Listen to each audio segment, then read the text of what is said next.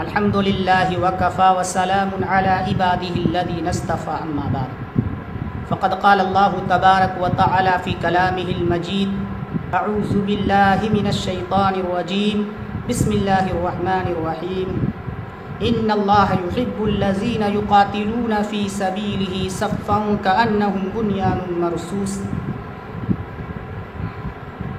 قتل حسین اسلم مرگ یزید ہے، قتل حسین اسلم مرگ یزید ہے، اسلام زندہ ہوتا ہے ہر کربلا کے بعد۔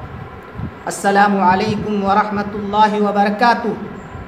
محترم ناظرین، آج میں آپ حضرات کے سامنے واقع کربلا اور امام حسین رضی اللہ تعالیٰ عنہ کی شہادت کا تذکرہ کروں گا۔ حضرت امیر معاویہ رضی اللہ تعالیٰ عنہ کی آخری دور حکومت میں، دور خلافت میں یزید کے نام پر بیعت خلافت لینا شروع ہوا۔ جب حضرت امیر معاویہ رضی اللہ تعالیٰ عنہ کا انتقال ہوا، یزید بن معاویہ پائے تخت پر بیٹھا، پائے حکومت اور تخت پر بیٹھا، تو یزید بن معاویہ نے سب سے پہلا کام یہ کیا کہ صوبوں اور ولایتوں کے عامل کو یہ خط لکھا کہ یزید کے نام پر بیعت خلافت لے لی جائے۔ اس وقت کے عامل جو مدینہ کے عامل تھا وہ ولید بن عتبہ تھا۔ دو عامل، ایک کوفہ کے وہ عامل نعمان بن بشیر رضی اللہ تعالی عنہ اور دوسرا مدینہ کے عامل ولید بن عتبہ، یہ دو عامل نہایت ہی نرم مزاج تھے اور عاملوں کے مقابل میں جب یزید کا خط مدینۃ المنورہ ولید بن عتبہ کو پہنچا، ولید بن عتبہ نے تمام مدینہ والوں کو بلا کر خط پڑھا۔ اس مجلس کے اندر حضرت امام حسین رضی اللہ تعالیٰ عنہ موجود تھے۔ آپ نے امیر معاویہ کی انتقال کی خبر پر اظہار افسوس کیا اور امیر معاویہ کے لیے مغفرت کی دعائیں کی، اور ولید بن عتبہ سے کہا کہ میری بیعت میں جلدی نہ کیجیے، مجھے مہلت دیجیے سوچنے کا۔ چنانچہ ولید بن عتبہ نے آپ کو مہلت دی۔ مروان بن حکم اس مجلس کے اندر موجود تھے۔ مروان بن حکم نے کہا کہ ابھی آپ کے پاس موقع ہے، حضرت حسین سے بیعت لے لیجیے، مگر مروان بن حکم کے اس مشورے کو انکار کیا ولید بن عتبہ نے۔ اور دوسری جانب عبداللہ بن زبیر اس مجلس کے اندر شریک نہیں ہوئے تھے۔ آپ کو بلایا گیا، لوگوں کو بھیجا گیا، مگر عبداللہ بن زبیر نے انکار فرمایا اور ایک رات کی مہلت مانگی۔ عبداللہ بن زبیر کو بھی مہلت دے دی گئی، اور اسی رات اسی شب عبداللہ بن زبیر ماں اہل و عیال کے مدینہ چھوڑ کر مکۃ المکرمہ کی طرف روانہ ہوئے۔ جب صبح پتہ چلا تو مروان بن حکم اور ولید بن عتبہ نے ان کا پیچھا کیا، ان کی گرفتاری نہیں ہو سکی۔ الغرض دوسری رات حضرت حسین رضی اللہ تعالیٰ عنہ بھی مدینہ چھوڑ کر مکۃ المکرمہ روانہ ہوئے، اور یہ دونوں حضرات ایک ہی وقت کے اندر مکۃ المکرمہ کے اندر پہنچے۔ جب مکۃ المکرمہ میں پہنچے، عبداللہ بن زبیر کے ہاتھوں شرفائے مکہ و عمائدین مکہ میں سے 2000 افراد نے ان کے ہاتھوں پر بیعت لی۔ حضرت حسین رضی اللہ تعالیٰ عنہ نہ تو عبداللہ بن زبیر کے ہاتھ پر بیعت کی، نہ عبداللہ بن زبیر نے حضرت حسین ان کے اہل و عیال سے بیعت لینی چاہیے۔ اس سے پتہ چلا کہ یہ بیعت خلافت نہیں تھی، صرف اور صرف یزید کی بیعت کو تسلیم نہ کرنا تھا۔ یزید کو بیعت خلافت ان کے نام پر نہ لینے کی یہ بیعت تھی کہ یزید مستحق خلافت نہیں۔ الغرض ناظرین، عبداللہ بن زبیر نے یزید کے عامل حارث بن حر کو گرفتار کر کے وہاں کی حکومت اور باغ ڈور اپنے قبضے میں لے لی۔ ادھر مروان بن حکم نے یزید بن معاویہ کو خط لکھا۔ حضرت حسین اور عبداللہ بن زبیر رضی اللہ تعالی عنہما مدینہ سے مکہ جانے کی خبر یہ خط لکھ کر یزید بن معاویہ کے سپرد فرمایا۔ یزید بن معاویہ نے ولید بن عتبہ کو مدینہ کے عامل سے معزول کر کے عمر بن سعید کو وہاں کا عامل بنایا، اور ساتھ ہی ساتھ یزید بن معاویہ نے عمر بن سعید کو یہ حکم بھیجا خطوں کے ذریعے سے کہ مکۃ المکرمہ میں ایک زبردست فوج روانہ کرے اور عبداللہ بن زبیر کو گرفتار کر کے وہ میری خدمت میں سپرد کرے۔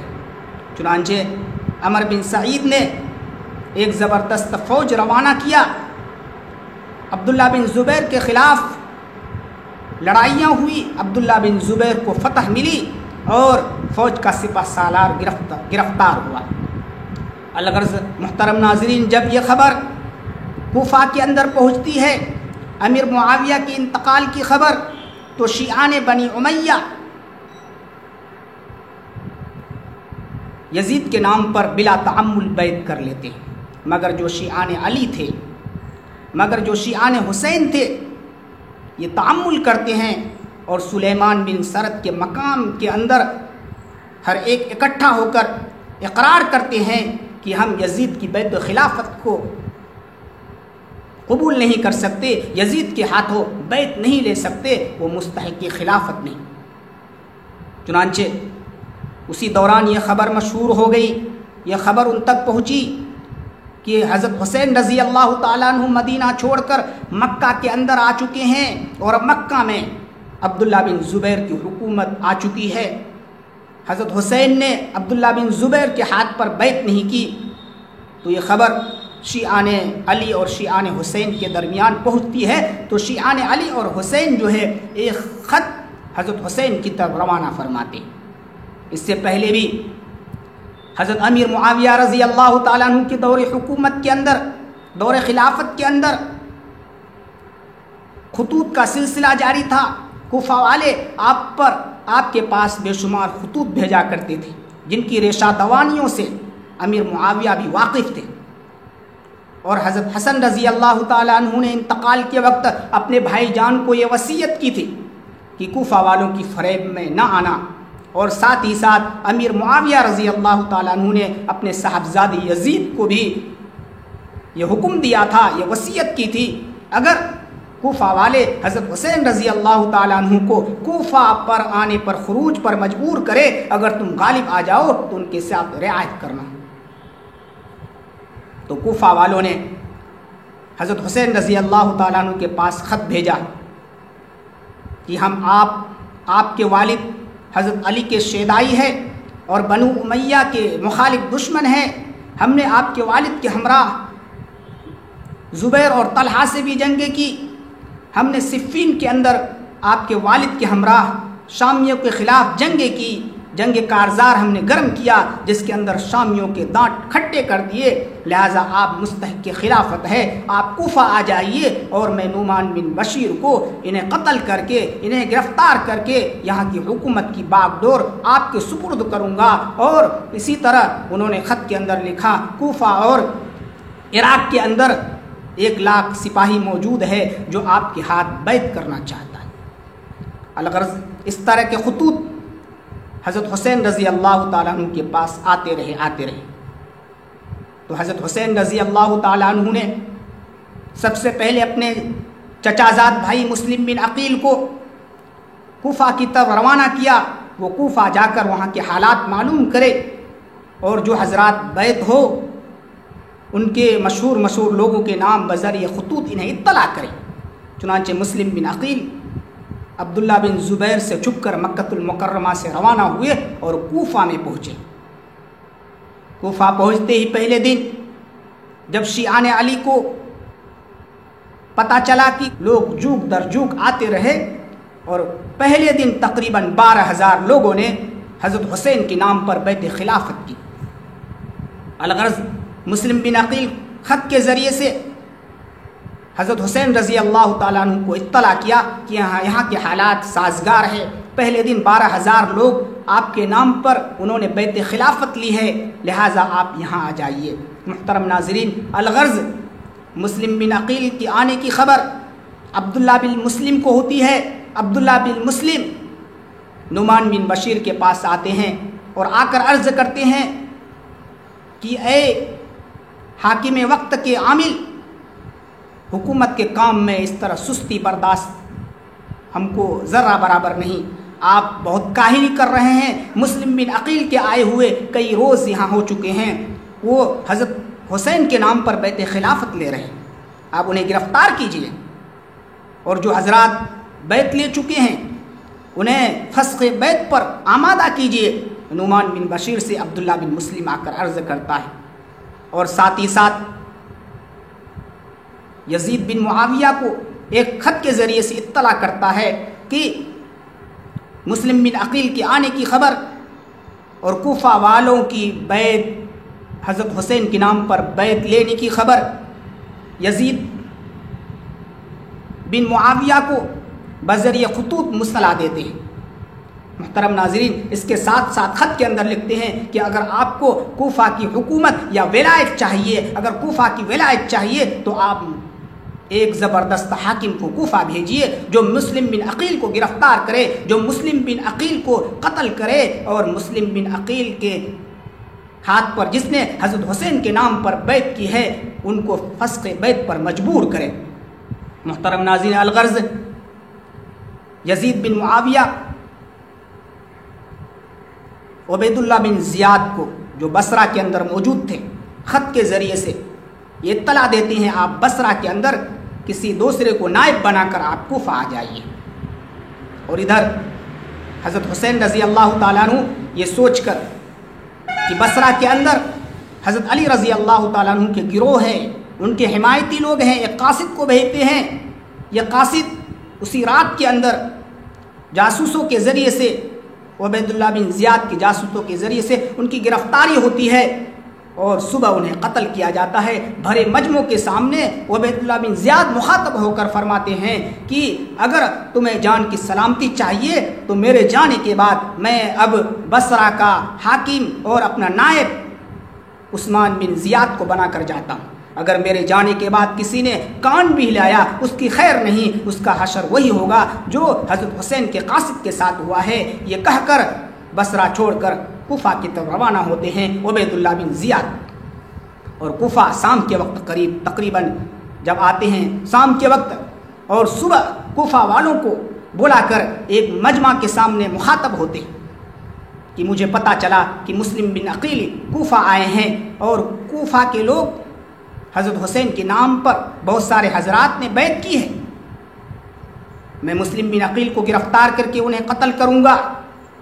اگر جن حضرات نے بیعت کی ہے، اگر فسخ بیعت وہ اپنے بیعت کو فسخ نہ کرے گا تو میں انہیں ان کے ساتھ وہی حشر کروں گا جو مسلم بن عقیل کے ساتھ کروں گا.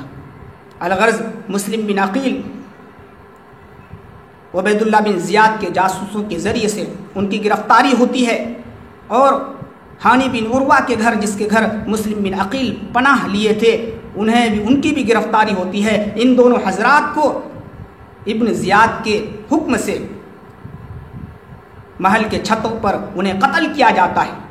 ان کے جسموں کو محل کے دروازوں پر لٹکایا جاتا ہے. ان کی گردنوں کو، ان کے سروں کو ابن معاویہ، یزید بن معاویہ کے پاس بھیجا جاتا ہے. محترم ناظرین، الغرض حضرت حسین رضی اللہ تعالیٰ عنہ مطمئن ہے کہ بصرہ میں میرے نام پر بیعت ہو رہی ہے، کوفہ کے اندر بھی بیعت ہو رہی ہے. ادھر ابن معاویہ، یزید بن معاویہ ابن زیاد کو یہ خبر بھیجتے ہیں کہ حضرت حسین رضی اللہ تعالیٰ عنہ بہت جلد مکۃ المکرمہ سے کوفہ آنے والے ہیں. حضرت حسین رضی اللہ تعالیٰ عنہ مکۃ المکرمہ سے جب کوفہ آنے کا آپ نے ارادہ کیا، مختلف صحابہ آپ کے مختلف حمایتی آپ کو سمجھانے کی، مختلف پیرائے سے سمجھانے کی کوشش کی. آپ مکہ چھوڑ کر آپ کوفہ نہ جائیے. عبداللہ بن عمر نے آپ کو سمجھایا، عبداللہ بن عباس نے آپ کو سمجھایا، مختلف صحابہ آپ کو آ کر، عمر بن سعد نے آپ کو سمجھایا، مختلف صحابہ آپ کو آ کر سمجھانے کی کوشش کی، مگر آپ نے کسی کی بات نہیں مانی. حضرت عبداللہ بن عباس رضی اللہ تعالیٰ عنہ آپ کے پاس آئے کہ آپ مکہ چھوڑ کر نہ جائیے، حرم مکہ چھوڑ کر نہ جائیے. آپ کے والد محترم حضرت علی رضی اللہ تعالیٰ عنہ نے مکہ کو چھوڑ کر کوفہ کو ترجیح دی. ان کے ساتھ کوفیوں نے کیا سلوک کیا، کیا بدتمیزیاں کی. نماز کی حالت میں آپ کے والد محترم کو شہید کر دیا گیا. آپ کے بھائی حضرت حسن رضی اللہ تعالیٰ عنہ نے انہوں نے کوفہ کو ترجیح دی. مختلف طور سے انہیں شہید کرنے کی ان لوگوں نے کوشش کی، یہاں تک کہ زہر کے ذریعے سے انہیں شہید کر دیا گیا. کوفیوں پر آپ بھروسہ نہ کیجیے. اگر یہ کوفی چاہتے ہیں وہاں کی حکومت آپ کو ملے تو سب سے پہلے وہاں کے والی جو ہے وہاں کے جو والی ہے انہیں گرفتار کر کے قتل کر کے حکومت کی باغ دوڑ لے لے، تب آپ جائیں. محترم ناظرین، عبداللہ بن عباس رضی اللہ تعالیٰ عنہ نے آپ کو مختلف پیرائے سے مختلف طور سے سمجھانے کی کوشش کی. اگر آپ جانا چاہتے ہیں یہ ذی الحجہ کا مہینہ ہے، اگر آپ جانا چاہتے ہیں یہ ذی الحجہ کا مہینہ ختم ہونے دیجئے، یہ حج کا مہینہ ہے، لوگ حج کرنے کے لیے مکۃ المکرمہ آ رہے ہیں، آپ یہاں سے دوسری جگہ جائیں، یہ مناسب نہیں. اگر آپ جانا چاہتے ہیں کہ ذی الحجہ کا مہینہ ختم ہونے دیجیے. مگر حضرت حسین رضی اللہ تعالیٰ عنہ نے عبداللہ بن عباس کی اس بات کو نہ مانا، اور عبداللہ بن عباس نے کہا اگر آپ جانا چاہتے ہیں آپ اپنے رشتہ داروں کو نہ لے جائیے، اپنے عورتوں کو، بہنوں کو، بیٹیوں کو نہ لے جائیے، ورنہ جس طرح حضرت عثمان کو ان کے اہل و عیال کے سامنے شہید کر دیا گیا، ایسے حالات نہ پیش آئے، آپ انہیں چھوڑ کر جائیے. محترم ناظرین، الغرض حضرت حسین رضی اللہ تعالیٰ عنہ 3 ذی الحجہ 60 ہجری بروز دوشنبہ آپ رضی اللہ تعالیٰ عنہ روانہ ہوئے، کوفہ کی طرف جانے لگے، اور راستے کے اندر مختلف صحابہ آئے. اگر جنگ کرنا پڑے، اگر لڑائی کرنی پڑے میں جنگ کروں گا، مگر آپ کو جانے سے روکوں گا. آپ رضی اللہ تعالیٰ عنہ ایک بات پر اٹل تھے، مجھے کوفہ جانا ہے تو جانا ہے. آپ رضی اللہ تعالیٰ عنہ اپنے ہمراہیوں کے ساتھ جانے لگے. جب آپ مقام حاجر کو پہنچے تو ایک شخص قیس بن مسحر کو ایک خط دے کر کوفہ کی طرف روانہ کیا کہ میں عنقریب کوفہ آ رہا ہوں.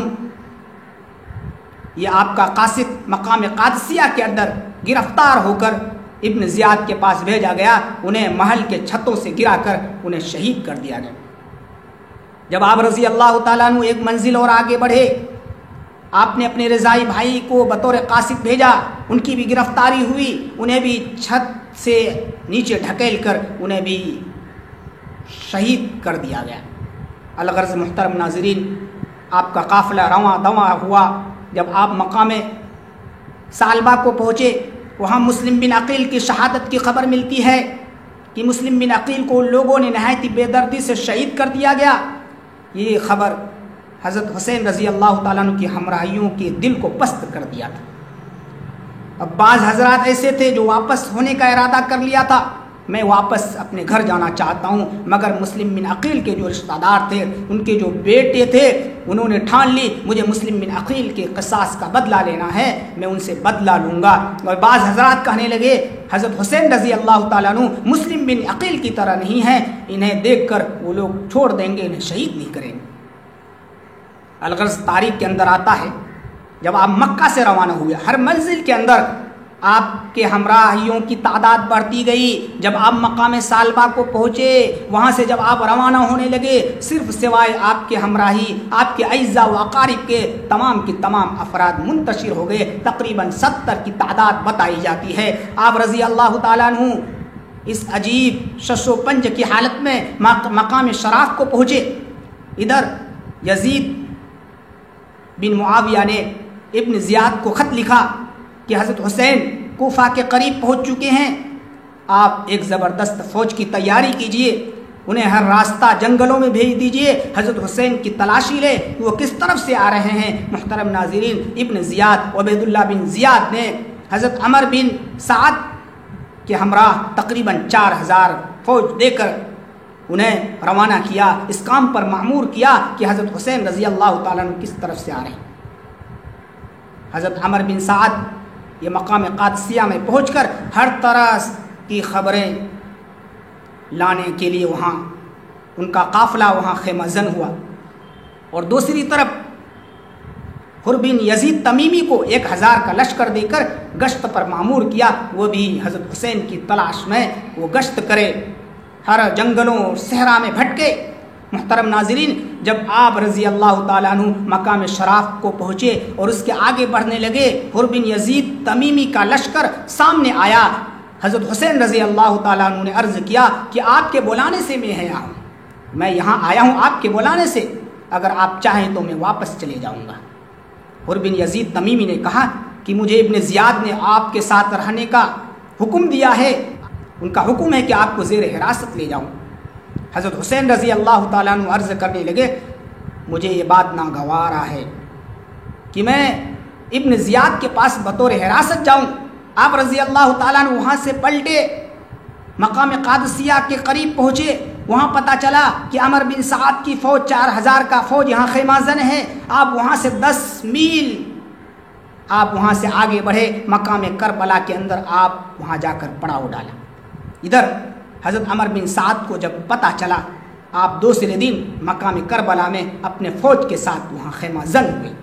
حضرت عمر بن سعد رضی اللہ تعالیٰ عنہ نے اپنے فوج سے جدا ہو کر حضرت حسین رضی اللہ تعالیٰ عنہ کے پاس آئے اور عرض کرنے لگے کہ میں جانتا ہوں کہ آپ مستحق کے خلافت زیادہ ہیں، مگر اللہ کو یہ منظور نہیں کہ آپ کے خاندان کے اندر حکومت و سیاست آئے، حکومت و خلافت آئے۔ آپ اپنے والد اور اپنے بھائی کے حالات سے واقف ہیں، آپ اپنے دل کے اندر سے حکومت و سیاست کا خیال اتار دیجئے، آپ مکہ چلے جائیے، ورنہ آپ کے جان کو خطرہ ہے، مجھے ابن زیاد نے آپ کی گرفتاری کے لیے مأمور کیا ہے۔ چنانچہ تاریخ کے اندر آتا ہے کہ حضرت حسین رضی اللہ تعالیٰ عنہ نے اس وقت 3 بات پیش کی، مجھے 3 باتوں میں سے ایک میرے لیے منظور کر لیجئے۔ پہلی بات یہ ہے کہ میں جس طرف سے آیا ہوں اس طرف جانے دیجئے، یا یہ منظور کر لیجئے، اور دوسری بات یہ ہے کہ مجھے کسی سرحد کی طرف بھیج دیجئے تاکہ میں کفار سے لڑ کر شہید ہو جاؤں، اور تیسری بات یہ ہے کہ مجھے یزید بن معاویہ کے پاس بھیج دیجئے دمشق، وہاں میں اپنا معاملہ ایسے ہی طے کر لوں گا جیسے کہ میرے بھائی حضرت حسن نے امیر معاویہ سے جس طرح معاملہ طے کیا۔ محترم ناظرین، چنانچہ ابن سعد نے کہا کہ اس معاملے میں ابن زیاد ہی جواب دے گا۔ انہوں نے ایک خط کے ذریعے سے ساری کیفیتیں لکھی۔ جب یہ خط ابن زیاد کے پاس پہنچا، وہ بہت خوش ہوا کہ حضرت حسین رضی اللہ تعالیٰ عنہ نے جو بات پیش کی ہے، اس بات سے فتنہ و فساد کا دروازہ بند ہو جائے گا اور یزید بن معاویہ کے ہاتھ حضرت حسین بیعت ہو جائیں گے۔ مگر وہاں شمر ذل جو بدبخت اور ظالم تھا، انہوں نے ابن زیاد کو سمجھایا کہ امیر، ابھی آپ کے پاس موقع ہے، اس موقع کو غنیمت سمجھیے، حضرت حسین کو گرفتار کر کے اسے قتل کر دیجئے، آپ کو کوئی خطرہ نہیں رہے گا، ورنہ اگر حضرت حسین رضی اللہ تعالیٰ عنہ اگر یزید کے پاس گیا، یزید بن معاویہ کے پاس، یہ مرتبہ میں آپ سے زیادہ بڑھ جائے گا، ان کی قدر جو ہے آپ سے بڑھ جائے گی، آپ مقام میں گھٹ جائیں گے، لہٰذا بلا تکلف آپ حضرت حسین کو قتل کر دیجیے۔ یہ سن کر ابن زیاد نے اپنا ارادہ بدل لیا۔ انہوں نے ابن سعد کو خط لکھا، ان تینوں باتوں میں سے کوئی بھی بات منظوری نہیں ہوگی، لہذا صرف میری طرف سے ایک بات میں پیش کرتا ہوں کہ حضرت حسین کو میرے سپرد کر دیا جائے اور نیابتاً حضرت حسین رضی اللہ تعالیٰ عنہ سے یزید بن معاویہ کے لیے بیعت لے لی جائے، تب میں یزید کے سپرد کروں گا انہیں۔ حضرت حسین رضی اللہ تعالیٰ عنہ کے پاس حضرت سعد اس خط کے مضمون کو پڑھتے ہیں۔ حضرت حسین رضی اللہ تعالیٰ عنہ فرمانے لگے، مجھے یہ بات منظور نہیں کہ میں یزید کے نام پر پہلے بیعت لوں، اس کے بعد یزید بن معاویہ کے پاس جاؤں۔ حضرت حسین رضی اللہ تعالیٰ عنہ نے اس کی تردید کی۔ الغرض محترم ناظرین، 1 ہفتہ تک تقریباً اس خط و کتابت ان دونوں فریق کے درمیان میدان کربلا میں چلتا رہا، اقرار و انکار کی شکلیں پیش ہوتی رہی، اور 9 محرم الحرام کو ابن زیاد نے ایک قاصد کو بھیجا اس خط دے کر ابن سعد کے نام پر خط کے مضمون یہ تھا، میں آپ کو حضرت حسین کی گرفتاری کے لیے بھیجا تھا، انہیں قتل کے لیے بھیجا تھا، آپ کو دوستی کے لیے نہیں بھیجا تھا، آپ وہاں رہ کر دوستانہ تعلق کریں، اور میرا حکم پہنچتے ہی آپ لڑائی بغیر تعامل کے آپ لڑائی شروع کر دیں، کام ختم کر کے واپس آئیے۔ اگر آپ نے تعامل کیا، ذرا برابر تاخیر کی، یہ قاصد جو گیا ہے آپ کو گرفتار کر کے میرے پاس یہ قاصد بھیجے گا، آپ جو ہے فوج کی کمان اور باغ ڈور آپ چھوڑ دیں۔ یہ حکم پہنچتے ہی ابن سعد نے حضرت حسین کے پاس آئے قاصد کے ہمراہ اور عرض کرنے لگے کہ ابن زیاد کا یہ حکم ہے کہ ذرا برابر تاخیر نہ کیا جائے۔ حضرت حسین رضی اللہ تعالیٰ عنہ فرمانے لگے کہ ایک دن کی مہلت دے دیجئے، آج تک کی مہلت دے دیجئے۔ اس کے بعد ابن زیاد نے ایک دوسرا قاصد شمر ذی الجوشن کو بھیجا کہ اگر ابن سعد تاخیر کرے، وہ گرفتار اگر ہو جائے تو آپ جو ہے فوج کی کمان کو اپنے ہاتھ میں لے لیجئے گا، آپ حضرت حسین رضی اللہ تعالیٰ عنہ کے خلاف آپ جلدی لڑ کر یہ معاملہ ختم کر کے آپ واپس آئیے۔ چنانچہ شمر ذی الجوشن کے قریب 9 محرم الحرام کو 61 ہجری کو میدان کربلا میں پہنچے۔ ابن سعد سے مخاطب ہو کر فرمانے لگا کہ اگر آپ تاخیر کریں گے، میں تاخیر کرنا نہیں چاہتا، آپ فوج کی کمان کو چھوڑیے، میں ذرہ برابر ابن زیاد کا حکم ہے کہ میں تاخیر نہ کروں، فوراً لڑائی شروع کر دوں اور اس کام کو ختم کر کے ابن زیاد کے پاس جاؤں۔ حضرت حسین رضی اللہ تعالیٰ عنہ کے پاس ابن سعد آئے، اسی وقت خیمہ میں بیٹھے ہوئے تھے، انہوں نے فوجوں کو تیار ہونے کا حکم دیا اور شمر ذی الجوشن کے ہمراہ حضرت حسین رضی اللہ تعالیٰ عنہ کی خدمت میں آئے اور انہوں نے عرض کیا کہ ابن زیاد کا حکم ہے کہ فوراً لڑائی شروع کر دیا جائے۔ حضرت حسین رضی اللہ تعالیٰ عنہ عرض کرنے لگے سبحان اللہ، اب تاخیر کی کیا ضرورت ہے، اب رات ہو چکی ہے، سورج غروب ہونے والا ہے، اب تو لڑائی تو کل تک کے لیے ملتوی کرنا پڑے گا۔ الغرض شمر ذی الجوشن ابن سعد بھی مان گئے، کل تک کے لیے لڑائی ملتوی کی گئی۔ محترم ناظرین، الغرض رات کے اندر ابن زیاد کا حکم ہوتا ہے کہ اگر اب تک لڑائی شروع نہیں ہوئی تو پانی کی بندش کر دیا جائے اور نہر فرات پر قبضہ کر لیا جائے۔ ابن زیاد کے حکم سے 500 سپاہیوں کو نہر فرات پر متعین کر دیا گیا۔ رات کو جب پتہ چلا، حضرت حسین کے ہمراہی دن کے اندر پانی نہیں بھرے تھے، ان کے سارے برتن خالی پڑا ہوا تھا، جب رات کو پتہ چلا تو حضرت حسین رضی اللہ تعالیٰ عنہ نے اپنے بھائی عباس کو 50 افراد ہمراہ 50 سپاہیوں کے ہمراہ عباس کو پانی لانے بھیجا، مگر ان ظالموں نے پانی لینے نہیں دیا۔ الغرض رات کے اندر آپ کے چھوٹے صاحبزادے علی بن حسین، جس کو زین العابدین کہا جاتا، بیمار تھے، پڑاؤ کے اندر خیمے کے اندر پڑے رہتے تھے، اور آپ کی بہن ام کلثوم، یہ دونوں رونے لگے۔ ان دونوں کی رونے کی آواز سن کر حضرت حسین رضی اللہ تعالیٰ عنہ خیمے کے اندر آئے اور سمجھانے لگے آپ دونوں کے رونے کی وجہ سے ہمارے دشمن خوش ہوں گے اور ہمارے ساتھیوں کی ہمت پست ہوں گے۔ آپ نے انہیں سمجھایا، اور تھوڑی دیر بعد آپ رضی اللہ تعالیٰ عنہ نے اپنے ہمراہیوں کو بلایا، اپنے ہمراہیوں کو بلا کر یہ حکم دیا کہ آپ جہاں جانا چاہتے ہیں آپ چلے جائیے، آپ اپنی جان کی خیر منا کر آپ ہمیں یہاں میدان کربلا میں چھوڑ کر چلے جائیے، میں آپ کو اجازت دیتا ہوں۔ مگر آپ کے ہمراہیوں نے کہا کہ میں جب تک ہماری جان میں جان ہے، دم میں دم ہے، آپ کو ذرا برابر تکلیف دینا گوارا نہیں کروں گا، میں آپ کے ساتھ قربان ہو جاؤں گا۔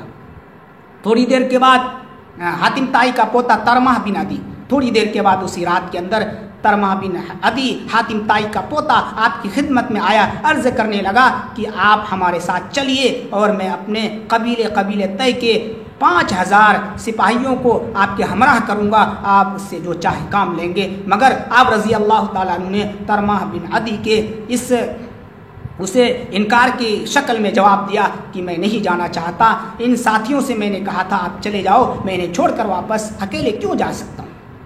محترم ناظرین، الغرض صبح ہوتی ہے، سعد اور شمر ذیل جوشن فوجوں کو آراستہ اور پیراستہ کرتے ہیں۔ حضرت حسین رضی اللہ تعالیٰ عنہ بھی اپنے سپاہیوں، اپنے فوجوں کو تیار کرتے ہیں۔ اس کے بعد کوفیوں کے سامنے جا کر ایک فصیح و بلیغ انداز میں تقریر کرتے ہیں کہ آپ کے بلانے سے میں یہاں آیا ہوں، اگر آپ چاہتے ہیں تو میں واپس چلے جاؤں گا۔ میں حضرت حسن بن علی ہوں اور میں نواس رسول ہوں، اور ہمارے دونوں بھائیوں کے متعلق، حسن اور حسین کے متعلق اللہ کے حبیب نے فرمایا یہ جنتیوں کے نوجوانوں کے سردار ہوں گے۔ یہ فصیح و بلیغ تقریر کرتے ہیں۔ محترم ناظرین، الغرض شمر ذیل جوشن ابن سعد کو بھڑکاتے ہیں۔ اب دیر کس بات کی؟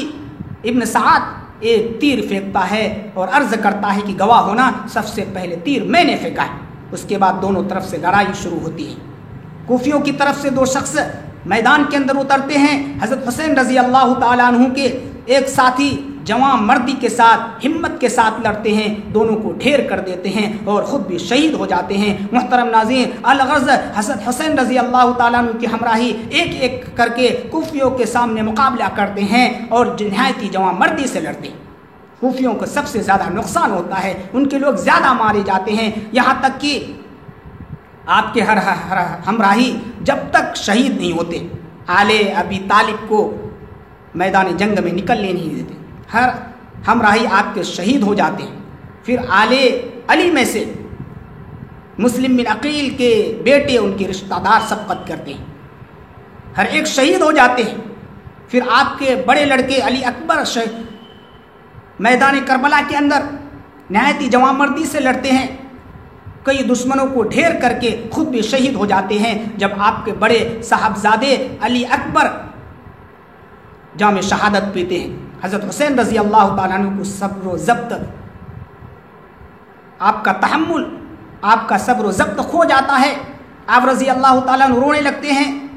آپ کے بھائی محمد، عثمان، عبداللہ، جعفر میدان کربلا کے اندر دشمنوں سے مقابلہ کرتے ہیں، کئی لوگوں کو ڈھیر کر کے خود بھی ڈھیر ہو جاتے ہیں۔ محترم ناظرین، الغرض حضرت حسین رضی اللہ تعالیٰ عنہ کے تمام ساتھی، آپ کے تمام بھائی، آپ کے تمام بیٹے شہید ہو جاتے ہیں، سوائے العابدین جن کا لقب ہے، وہ بیمار خیمے کے اندر پڑے رہتے ہیں۔ اب آخر میں حضرت حسین رضی اللہ تعالیٰ عنہ نہایت جوان مردی سے، نہایت بہادری سے لڑتے ہیں۔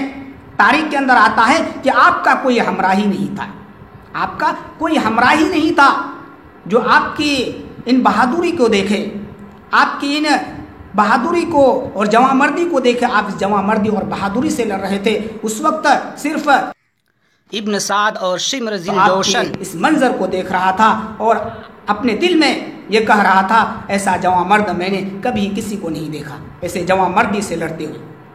محترم ناظرین، الغرض حضرت حسین رضی اللہ تعالیٰ عنہ کے ہمراہی جتنے تھے، بعض روایت کے موافق 70، بعض کے اندر آتا 140، بعض کے اندر 240، مگر کوفیوں کا جو مجمع تھا، ابن زیاد کا جو لشکر تھا، ہزار تھا، مگر حضرت حسین کی ہمراہی صرف اگر زیادہ تعداد کو مان لیا جائے 250، 240 کے قریب، تب بھی کم تھے۔ حضرت حسین رضی اللہ تعالیٰ عنہ آخر میں لڑتے رہے، زخم پر زخم کھاتے رہے۔ ایک روایت کے مطابق 45 زخم تیروں کے، ایک روایت کے مطابق 30 زخم نیزے، 43 زخم تلوار کے اور تیروں کے زخم اس کے علاوہ تھا۔ آپ لڑتے رہے اور کسی شخص کے اندر ہمت نہیں تھی۔ ہر شخص حضرت حسین کو شہید کرنے سے، انہیں قتل کرنے سے ڈرتا تھا کہ نواس رسول کا خون ہمارے ہاتھ سے ہو جائے۔ ہر شخص ڈرتا تھا، بھاگتا تھا، مگر شمر ذیل جوشن جو بڑا بدبخت ظالم تھا، انہوں نے 6 شخص کے ہمراہ حضرت حسین پر وار کیا۔ ان میں سے ایک شخص زرارہ بن شریک نے وار کیا، آپ کے بائیں بازو کو جو ہے انہوں نے ایک تلوار کے وار سے زمین کے اندر گرا دیا۔ آپ رضی اللہ تعالیٰ عنہ دائیں بازو سے، دائیں ہاتھ سے اس کے مقابل وار کرنا چاہا۔ آپ رضی اللہ تعالیٰ عنہ کے دائیں ہاتھ بھی زخمی ہو چکے تھے، مجروح ہو چکے تھے۔ اس کے بعد سنان بن انس نخعی نے پیچھے سے نیزہ مارا، آر پار ہو گیا اور نیزہ آپ زمین پر گر گئے۔ آپ نیزہ کھینچتے ہی آپ کی روح بھی کھنچ گئی۔ انا للہ و انا الیہ راجعون۔ الغرض آپ رضی اللہ تعالیٰ عنہ کی شہادت کے بعد بھی ان ظالموں نے آپ کو ایسے نہیں چھوڑا۔ شمر ذی الجوشن کے حکم سے ایک شخص نے آپ کے جسم سے آپ کے سر مبارک کو، آپ کے سر اقدس کو جدا کیا گیا، آپ کی گردن کو الگ کیا گیا۔ ان ظالموں نے یہی نہیں، وہ ابن زیاد کے حکم پر 1200 سوار متعین کیے، آپ کے جسموں پر گھوڑے دوڑائے گئے۔ الغرض پورا قافلہ لٹ گیا، پورا قافلہ لٹ گیا۔ اور ان ظالموں نے آپ کے بیٹے زین العابدین کو شمر ذی الجوشن قتل کرنا چاہا، مگر ابن سعد کے حکم سے انہیں چھوڑا گیا۔ خیمہ کے اندر آگ لگائی گئی، آپ کے بہو بیٹیوں کو قید کیا گیا، ابن زیاد کے پاس بھیجا گیا، اور ابن زیاد آپ کے جسم کے ساتھ انہوں نے گستاخی کی، آپ کے سر مبارک کے ساتھ انہوں نے بے ادبی کی۔ اور دوسرے دن کے بعد تیسرے دن ابن زیاد نے ابن معاویہ کے پاس بھیجا، آپ کی بہنیں، آپ کی بیٹیاں، آپ کے رشتہ دار تمام کے تمام کو باندیاں بنا کر دمشق بھیجا گیا، آپ کے سر کو نیزوں کے بل اٹھا کر دمشق بھیجا گیا۔ دمشق کے اندر ابن معاویہ کے دربار میں جب پیش کیا گیا، اس وقت تمام کے تمام لوگ رونے لگے، اور اس وقت جو ان کی محل سرائے کے اندر جتنے بھی عورتیں تھیں ماتم کرنے لگی۔ اس وقت کا ماحول کیا تھا؟ ابن زیاد نے سوچا کہ ہماری تعریف ہوگی، انعام دیں گے۔ یزید نے اس وقت ابن زیاد کو نازیبہ کلمات بھی کہا۔ محترم ناظرین، یہ تھے امام حسین رضی اللہ تعالیٰ عنہ کی شہادت کا واقعہ۔ حضرت امام حسین رضی اللہ تعالیٰ عنہ آپ صلی اللہ علیہ وسلم اس سے کتنی محبت کرتے تھے۔ آپ اپنے ہونٹوں سے اپنے نواسوں کو چوما کرتے تھے، آپ اپنے نواسوں سے اتنی محبت کرتے تھے، ہر وقت آپ کو لے جا کر گھما کرتے تھے۔ ان کے ساتھ اس طرح کی حرکت کی گئی، ان کے ساتھ صرف حکومت کے نام پر انہیں شہید کر دیا گیا، ان کے جسموں کو کے اوپر گھوڑے دوڑائے گئے اور ان کی گردنوں کو کاٹا گیا۔ محترم ناظرین، آپ صلی اللہ علیہ وسلم کو پیدائش سے پہلے حضرت جبرائیل امین نے اطلاع دے دی تھی کہ آپ کے اس نواسے کو آپ کی امت شہید کرے گی، آپ کی امت قتل کرے گی۔ اس کی خبر آپ صلی اللہ علیہ وسلم کو جبرائیل امین نے پیدائش سے پہلے دے دی تھی۔ محترم ناظرین، یہ تھے کربلا کے واقعات، حضرت امام حسین رضی اللہ تعالیٰ عنہ کی شہادت کا واقعات۔ بڑا دردناک واقعہ ہے جو تاریخ اسلام کے اندر بہت ہی اچھوتے انداز میں پیش کیا گیا ہے۔ مختلف کتابوں کے اندر واقعہ کربلا ذکر کی گئی ہے، اور تاریخ اسلام میں خصوصاً اچھوتے انداز میں پیش کیے گئے ہیں۔ آپ حضرات چاہیں تو تاریخ اسلام دیکھ لیں، اور مختلف کتابیں بھی اس سلسلے میں چھپی ہے، اس کو بھی دیکھ لیں۔ اللہ تعالی ہم آپ کو سننے سے زیادہ عمل کی توفیق مرحمت فرمائے۔ وآخر دعوانا الحمد للہ رب العالمین۔